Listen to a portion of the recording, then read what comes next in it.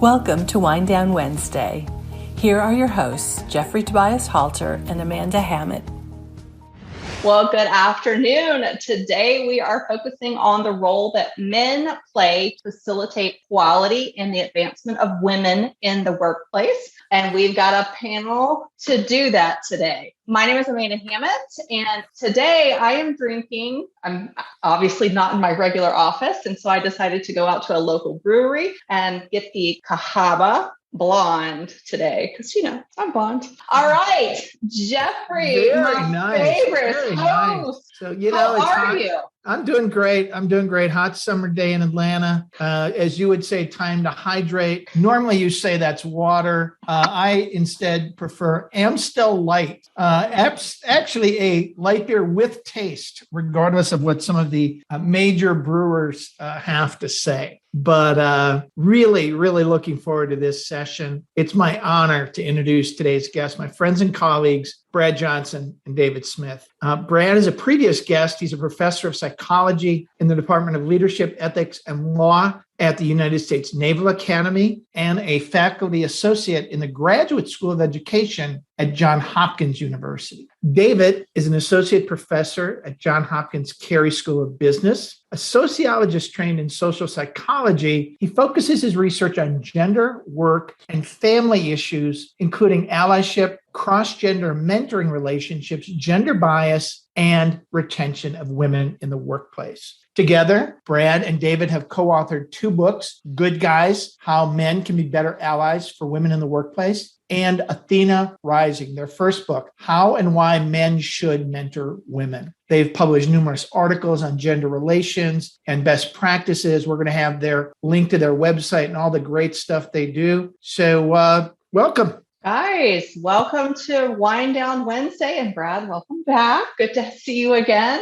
So who's up first? Who wants to share their beverage of choice today for Wind Down Wednesday? Yeah, well, I can jump in. I am following Jeffrey's beer theme here. How about a Three Floyds Barbarian IPA? I don't know if you can see that, but it's a hazy IPA, which is kind of my new go-to. Yeah. All right, love it. And no surprise, Brad, I have a Kushwa Kush. Kush. Again, New England IPA, which is another form of a hazy IPA that is, yeah. Very nice. All right. It's juicy. These guys just raising the bar. I know. I feel like I'm about to start a joke. What happens when a sociologist and a clinical psychologist, both professors and former naval officers, walk into a bar? Share how you two came together, collaborate, and create a mission to help men become better, more effective allies and mentors in the workplace, specifically to mentor women. The actual story, Jeffrey, is not that far off, right? of where this sociologist and my co-conspirator clinical psychologist friend here, we did have a lot of these conversations over some good beers and maybe some not so good ones too. But we got our start, probably over a decade ago when we were teaching together at the Naval Academy in Annapolis. And, it was interesting, Brad and I, we have a lot of connections to doing this work, both personally and in terms of our research for both of us in different fields and different areas of specialty.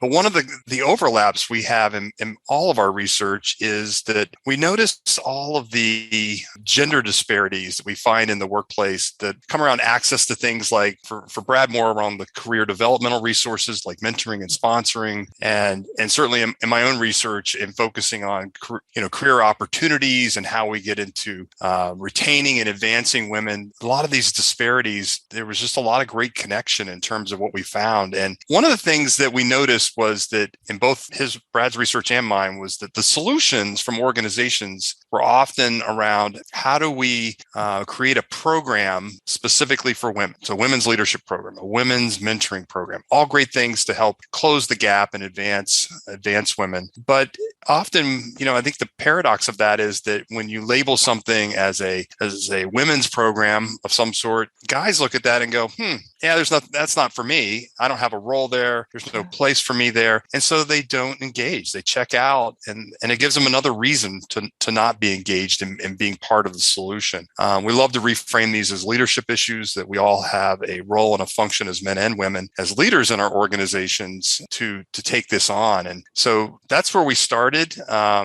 remember Brad and I having this conversation about the fact that, we focused on the mentoring and sponsoring first with Athena Rising, our first book, and really thinking about, again, why don't men engage in being more deliberate sponsors, more deliberate mentors, but also more effective in terms of what we do, and understanding that there's benefits for everybody in this. And I think that's one of the challenges, that we often look at this as a one-sided coin. And no, there's benefits for everyone when we do this really well, including our organization and society. And so we set off to do the research for Athena Rising. And it was, that book came out in 2016. About a year or two, Me Too went. A year later, Me Too went widespread, and certainly that changed the dynamics, the conversations we were having, and so that's what was really pushing us toward a very different angle, and that was more the broader side of this, about how do we show up as allies in the workplace, which led to the new book, Good Guys. And so, yeah, excited to be here to talk about both. Awesome. Well, you guys have such a history together. I mean, I would imagine writing books together is not exactly the easiest thing to do. But I'd like to touch on your first book, Athena Rising, that you just mentioned. That really delves into how and why men should mentor women. But let's talk about, was there like an aha moment? What actually prompted that book for you to say, this is our first book? That is a good question, Amanda. And, again, I still remember the epiphany moment, and it was actually at Ram's Head Tavern here in Annapolis. Yeah. We were having some beers, and we were talking about the research, actually, back to Dave's point, showing that women don't get the same access to mentorship. Even if they have mentoring, they don't get sponsored often as part of that relationship. And I think we were just so mystified and curious about that. Both of us had women as mentors. Both of us mentored men and women. And so I think we were just concerned about the data and lack of access. We also had, women in our personal lives that we cared about. We would hear their narratives about things they encountered in the workplace that we never did. And so I think that those two driving forces kind of led us, hey, let's dive into this. Let's do the research. And let's do the research by going out and asking women across professions and industries what they find most helpful when they have a male mentor. What does that guy do? What are the behaviors you really appreciate? Essentially, how does he show up in the relationship? We'd like to collect that, aggregate it, and give it away to men in terms of what we can be thinking about around mentorship. So some of the key takeaways, Amanda, I think were kind of interesting because they don't sound that complicated when you take a step back. But I think these are things that we men often miss. And I will just tell you, our minds were blown by the one we heard over and over again from women because it seems so obvious. And it comes down to this: dudes, could you listen? Apparently, men as half the species are not good at this. We listen only long enough to hear her problem so we can fix it or fix her. And we don't listen generously. We don't listen spaciously just to be a great sounding board. And women said, I really would appreciate if men could do that more. How about not making assumptions about me if you're my mentor, right? That, well, because I'm a woman, I must want to do this, or I'd never be interested in doing this. So I kind of decide for you as your mentor without actually checking. And, one of our favorite metaphors when it comes to mentoring that really kind of came out of the research, but you also see this in social psychology, it's called the Michelangelo phenomenon. So in close partner relationships, we find that the very best partners tend to discern what their partner's ideal self and perfect career is. We don't make assumptions, we listen, and we kind of draw that out. And once we understand what our partner would ideally love to do, then we start affirming it and then creating opportunities for our partner to actually enact that. And I think what we're sensing as a great mentors do that too, right? I go into the relationship without preconception. I don't try and clone her in my image. I really want to get a sense of what ideal looks like for her. And then maybe just one other one I'll share right now now is the out loud, deliberate sponsor piece. I think that one really came through in our research. And Sheryl Sandberg, told us this in our interview with her. She said, here's my message for men. If you're mentoring a woman, it is not enough to be nice to her. We see too much of that. Just be nice to her. No, you need to be her raving fan. You need to be talking about her when she's not even in the room. If you're not doing that, huge missed opportunity to elevate more talented women. And that's got to be a salient part of your mentoring brand if you're a male who wants to do this more effectively. The book is amazing. And literally the whole book is how you become a mentor and a sponsor. But you've also got a chapter on what not to do. And I think that's just almost as fascinating. Can you talk about that for a minute? Yeah, and Brad gave you a few of those already, right? Hey, don't make assumptions about what she needs or wants and in terms of her career. One closely related to that is don't clone her. And we find this is a trap I think that a lot of mentors fall into. And it's not just, from a cross-gender perspective, but I think there's some specific challenges related to cross-gender. But it's real easy to try to, okay, she puts her career dream out there to you, as Brad was talking about. And then you're like, well, gosh, that doesn't really match up with what I know or what my experiences are or what I think it should be or what the golden path should be within our industry. So I'm gonna help shift that and clone her after my own image, my own career. And that's not what we need, right? And understanding, it gets back to the listening aspect of really understanding and discerning what her goals are, what her priorities are, where she's looking to go. Sometimes it's hard with junior people broadly because sometimes we just don't know at that stage of our career. And so that takes a little more work in helping to pull that out and to really understand that and use that. But I think that, that was one of those ones that came loud and clear for me is be careful with how you're doing that. The other ones are some of the mechanics around even mentoring that I thought were really interesting. And we heard that women told us that they really appreciate it's like, so don't ghost me. So don't just disappear. And it's really interesting. This gets back to one of the issues that we find that, sometimes men, what holds us back from being better mentors or even just showing up as mentors is the reluctance to do this. And guys sometimes have some anxiety around cross-gender relationships in the workplace, apparently. And so what happens, sometimes guys, they go, oh, this is a good idea. I should do this. They start the relationship and then they just get weirded out or they think they hear rumors, something going on, and then they just check out and they're gone. They don't say a word. And we had a number of women who told us that it was years sometimes after these guys had checked out, they had no idea what happened. And a lot of them blamed themselves, right? Thought that they did something wrong. And it can be really damaging. And especially as you think about young people starting in their careers and you already have imposter feelings and things going on already that now you're just exacerbating a lot of that. So, make sure that you show up and be there on time. Make time to do this. And I think, again, as we all become more senior, it's really easy to feel like, well, my time is precious, but, so is theirs. And so make sure that we're making the time and the space and really doing the upfront of really understanding, what it is. One of the other ones that I really enjoyed, and I'll let Brad share a few with you as well, that I thought was really interesting. The fact that women said that they really appreciated in the men who really responded, one, in a very timely fashion, because it showed respect for them. And I think they had just learned that in many cases, men just didn't respond at all or didn't respond in a timely fashion because they were too busy for her. And again, that sends a very clear signal to the mentee in that case. But they really, really appreciated it when he responded. And even if he didn't know the answer, right? Or if he didn't have the guidance to give at that point, whatever the case might have been, he was really good about going, hey, I don't have it, but let me find it. And if I don't have it, then I'll connect you with somebody who does. And I think that that's really important too. These guys had a lot of humility, and showing up with that humility can be really important.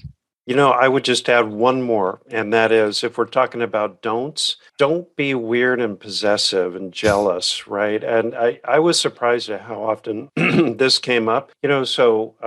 She's having a conversation with her mentor, and she mentions that she's been talking to this other person who's been really helpful too. And he says something like, what? I thought I was your mentor, right? Just makes it weird and awkward and possessive, and I think obviously obviously the best mentors are thinking in just the opposite way. Terrific. And by the way, I'm really comfortable saying I don't know the answer to your great question, but rather than dropping it there or pretending I know and just mansplaining something off the cuff, I'll say something like, I don't know the answer, but I know someone who does. Could I introduce them to you? Because I think they could also be a terrific mentor for you. And one of the things I'd love to do as your mentor is broaden your constellation and network. It's not about me. I realize that the stronger your network, the better off your career is going to be. Yes, absolutely. Okay, I love all these don'ts. This is some good, tangible advice for men. But let me ask you this. Let me take this in a slightly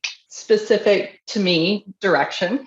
So I work early in career professionals, and one of the top things I'm asked almost daily is how do you find a mentor? And so, I'm thinking millennials, I'm thinking Gen Zs, they really want mentors to help them guide them in their careers. So do you guys have any suggestions on how would someone go about finding a mentor? Or second option, would you suggest that they let the mentor find them? Great question, Amanda. And let me just answer the second part first. Absolutely not. Don't wait. Don't sit around and wait. We find that rarely does that kind of passivity get rewarded, and I'm afraid that you're gonna lose out. Yeah. There's some interesting research recently, actually just in the last year, showing in a corporate situation, when you allow a mentoring program to be voluntary versus compulsory, guess when it's voluntary, guess who volunteers for mentoring? It's the people who are already privileged and probably need it at the very least, right? And because they feel entitled, I deserve a mentor, so I'm going to put my name in for that. The very people who are often minoritized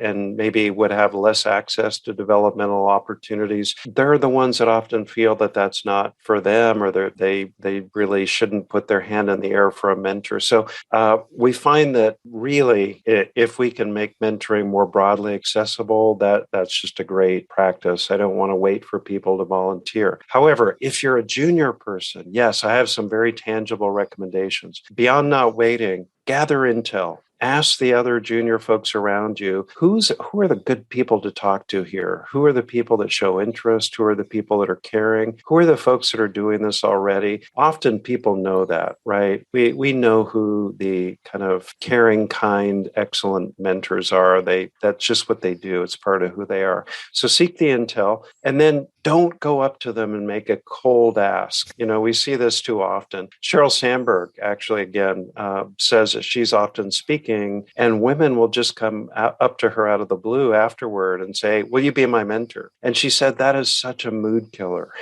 I don't know you at all. We have no connection, and you're asking for a relationship. So rather than that, make the contextual ask. So, hey, I saw that you had this experience, or you were working in this area, or I heard you speak on this. Could I get on your calendar for coffee for 30 minutes and just ask you more about that? I'd love to pick your brain. The beauty of that contextual ask, most people say yes to that because I understand the context here, and you're not asking for something that feels overwhelming. Right. And then, something called the mere exposure effect in psychology kicks in. One fun conversation often leads to another one. We start really enjoying the exchange, and that's often how a great informal mentorship really begins. Last thing I'll recommend, look for an opportunity for collaboration. Mentors are busy. If you approach them with the offer to help them with some project they have, could I work with you on this? Or find some project that would be beneficial for them in some way. That's a great way, again, to get that mere exposure going. And we just know the more time you spend with a prospective mentor, the more likely you are to get mentoring. That's wonderful. Beautiful. Thank you. Yeah. So we're going to wrap up our show, but we've invited David and Brad back very shortly to talk about their second book, which goes even into more detail. As we wrap up, I want to add just one key point that wasn't brought up that's in their book that is my personal passion. And that is go and be a mentor specifically to people unlike you. Go and mentor millennials. Go and mentor people of color. You are going to to get so much more out of that relationship than they are. And it's how you learn and it's how you grow. And, we don't want to necessarily call it reverse mentoring, but having done that for years in corporate America, it's an absolute treat when you find out and learn from people that you're educating at the same time. So you can find both of David and Brad's books at your favorite booksellers. They have an amazing website with more free resources called workplaceallies.com. And we've invited them back for a future episode that's going to air in just a few weeks. So as we close out, David and Brad, thank you so much. And cheers. Cheers, guys. Cheers, everyone. Cheers. Thanks again for joining us for Wind Down Wednesdays, a contemporary midweek discussion on current workplace and marketplace issues with a focus on diversity, inclusion, intersectionality, and equality. I'm Amanda Hammett, and on behalf of myself and Jeffrey Tobias Halter, thanks so much for joining us, and we'll see you in the next episode. Thank you for joining us for Wind Down Wednesday. If you like this episode, please subscribe to receive more episodes straight to your inbox.